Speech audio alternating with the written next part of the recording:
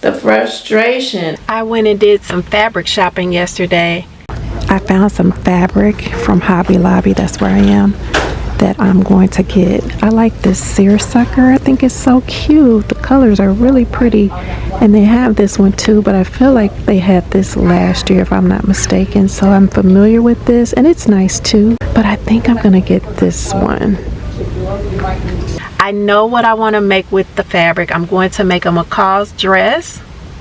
Now the dress does call for quite a bit of gathering, and I'm trying to come up with a different way to sew gathers because I always struggle with getting the gathers nice and even. So I was thinking maybe if I do the method where you zigzag over something like dental floss or something like that, maybe that will work. I didn't want to use dental floss, so I was looking up online different things that I can use to like zigzag over the stitch, and I mean over the string or whatever you use, and then pull the fabric along that to gather it. I was like, maybe that will work out better for me, and maybe the gathers will come out more even if I do it that way. One of the suggestions on what you could use instead of like dental floss or something is crochet thread. I was like, that's interesting. I didn't even know what it was, what it looked like, how thin it was. So I was like looking up pictures to see, and I was like, okay, maybe I'll give that a try. So I'm at Walmart. I looked up to see who sells crochet thread because it's like 6 in the morning and I knew Hobby Lobby wasn't open, and Walmart is. So I'm here and I'm gonna go in here and see if they have any crochet thread.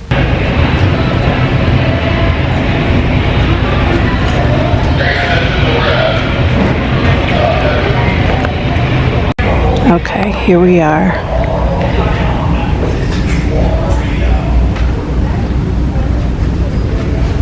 Hey, they have it.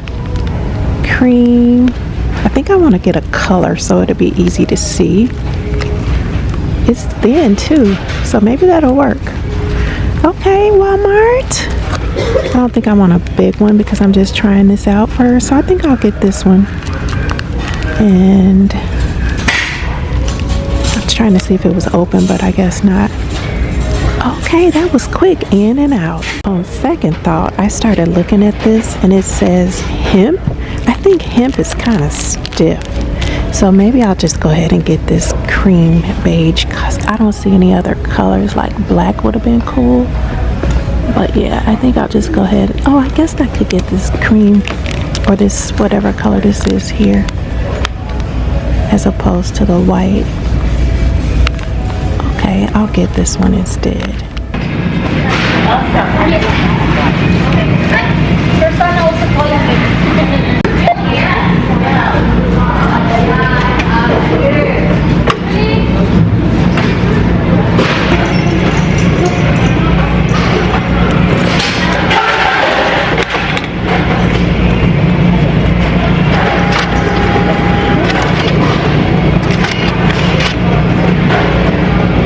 This thread is really thin, so I don't know if that's gonna be a good thing or not, but I'll keep you posted. I haven't even cut out my pattern yet, but I'm so curious to see how this thread is going to work out, so I'm gonna set up my machine and play with it before I even get started on cutting out the fabric and everything, just because curiosity is just getting the best of me. I want to see if this is going to actually work. On my baby lock, I pressed the number 6 and then I did the stitch length at 3.5. It's going over that little thread with no problem. Now I just need to pull on it and see how that's going to look. Okay, so let me show you what I have so far. Let's see. Okay, that looks good. So now I want to pull this and see how it's gonna work. Ooh, okay. Oh man, this side is a little too short. Okay. I think this might work. I'm gonna definitely give it a try. And then you're supposed to secure the end. So like I would probably put a pin. Let me grab a pin. Oh wait, I guess I need to gather it, then do the figure 8. I'm gonna figure this out. Let's see. Gather it, then figure 8 it. And then that way I can move it around as need be. Okay, I think this might work. I'm gonna definitely give it a try.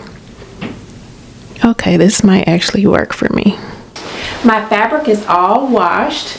The pattern number is McCall's 8312. I'm going to cut out and make view D. And I'm going to be cutting out a size small, and the pattern is rated as easy. There are gathering stitches along the front bodice, in the front and the back of the bodice. You have gathers around this cuff area, and then also in the middle of the dress, the front and the back middle. So this is the back. And you have gathering in all of the same areas on the front of the dress and also on the back. And then if you decide to do the ruffle, you will have gathering also here on the ruffle. There are 7 pattern pieces to cut out for view D. The dress does have pockets on the side, and I've actually decided that I don't want pockets on this dress. So I'm just gonna go ahead and cut out 6 pattern pieces instead of 7.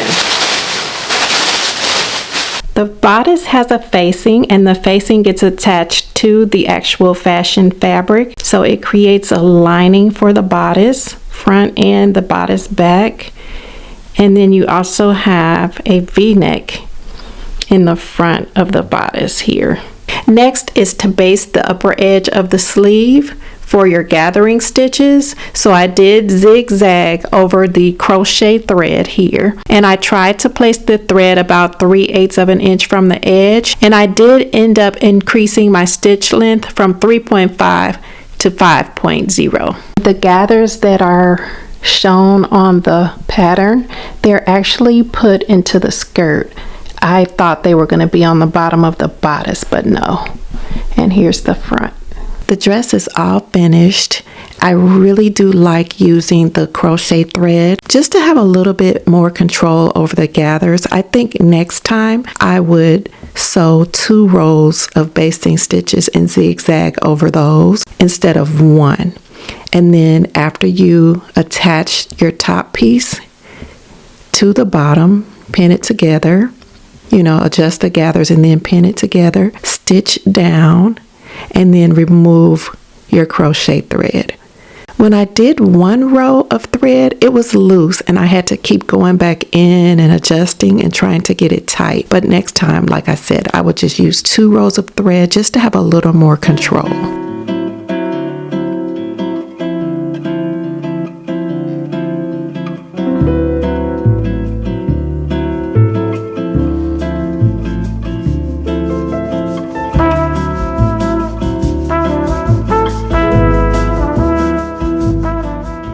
I've been hanging out in the garage with my husband while he's been out there doing some work, and I received a package in the mail that I had been waiting on, which these are some buttons from Amazon. So I shared before that I have this jumpsuit that I made and I need to take the buttons off, and I am very interested in seeing how these buttons match up.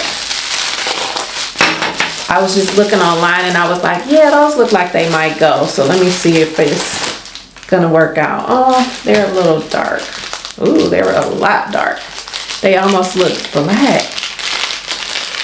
Man, I'm a little disappointed. They really kind of like don't match at all. Shoot. They might, I don't know. I guess maybe I'll use them. I don't know. I don't know if I should use them or not, because they are darker than I want them to be. They didn't look like this online. Okay, so here's the fabric and here's the button. That looks black. You can't really even tell that that's green. That's definitely not the color I was going for when I put in Kelly green. I put in Kelly green on Amazon and this came up and it looked so perfect online. I'll see if I can show you a picture of what I saw online. I've been waiting all this time to get these buttons. But you know what? I might put them on anyway. And maybe it'll just be cute. I don't know. I think I might try it. I'll just put them on and see if it looks okay. So that's what I think I'm gonna do, is just sit here, hand sew these buttons on. Maybe they won't look so bad once they're on there. Cause I don't wanna keep buying more buttons and taking the chance and getting all these buttons and then they don't match. The frustration. I'm gonna put them on and see how it works.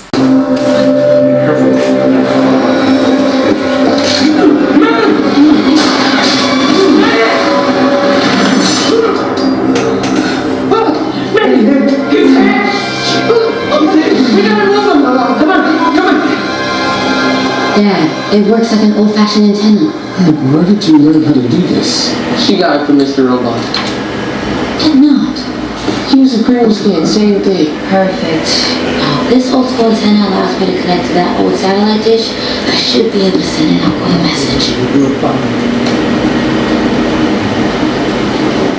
Agent Doctor. Madam President? If I wear this jumpsuit and these green buttons start to bother me, then I can always take them off and then just put some clear buttons on here. So I'm holding the jumpsuit up just to kind of see how the buttons look, and they actually don't look too bad. The last 4 are the ones that are buttoned, and I think it's gonna actually be okay.